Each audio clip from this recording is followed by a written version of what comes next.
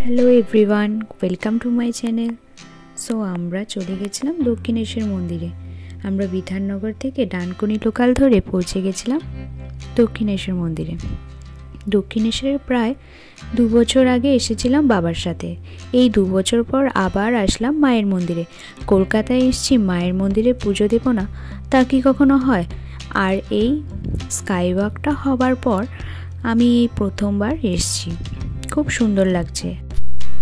আমরা এই দোকানগুলো থেকেই ডালা কিনে নিয়েছিলাম। আমি তোমাদের দক্ষিণেশ্বরের মন্দিরের পুজো দেওয়ার টাইমটা বলে দিচ্ছি, যারা যারা জানো না তাদের জন্য এই ইনফরমেশনটা। ভোর 6টা থেকে বেলা 12:30 মন্দির খোলা থাকে, আবার বিকেল 3:30 থেকে 7:30 পর্যন্ত মন্দির খোলা থাকে। জানো তো, সেই ছোট্ট থেকে মায়ের মন্দিরে আসছি, কিন্তু কখনোই মায়ের মুখটা ভালোভাবে দেখতে পারিনি। সবসময় মায়ের মুখটা একপাশ থেকেই দেখেছিলাম, কিন্তু এবার এসে মায়ের মুখটা একদম সামনে থেকে দেখেছিলাম। আর খুব তাড়াতাড়ি আমাদের পুজোও দেওয়া হয়ে গিয়েছিল। এবারের পুজোটা দিয়ে মনটা সার্থক হয়েছিল। আর মা ভবতারিণীকে এত সুন্দর লাগছিল যেন চোখ ফেরানো যাচ্ছিল না। যদিও মা সবসময় অপরূপা, আর ভেতরে তো ছবি তোলা যায় না, ফোন ব্যাগ সমস্ত কিছু বাইরে রেখে যেতে হয়। এরপর আমরা গঙ্গায় এসে গঙ্গা জল নিয়ে নিয়েছিলাম।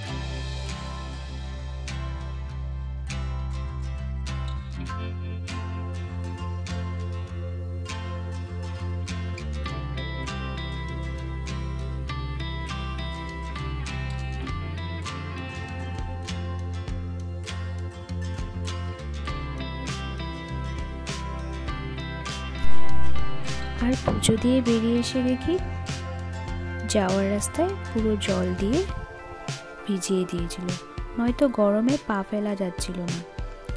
প্রচণ্ড রোদ ছিল সেদিন, আর খুব গরমও ছিল। এরপর দক্ষিণেশ্বর এসেছি। হিঙের কচুরি খাবো না তা কি কখনো হয়? কিন্তু আগে যতবার এসেছিলাম কচুরি খুব ভালোই খেয়েছিলাম।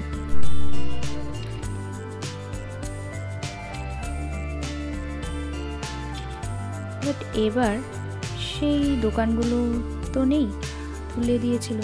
সেই ভোজনালয়ের নিচে দোকানগুলো ছিল পরপর।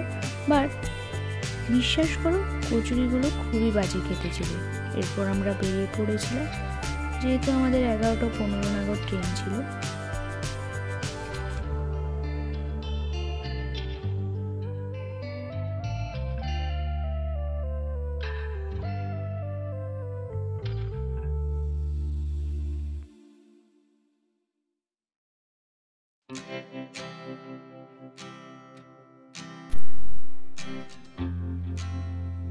তো আজকের এই ব্লগটা যদি তোমাদের ভালো লেগে থাকে তাহলে অবশ্যই লাইক, কমেন্ট এবং সাবস্ক্রাইব করে দিও। দেখা হচ্ছে পরবর্তী কোনো একটা ব্লগে।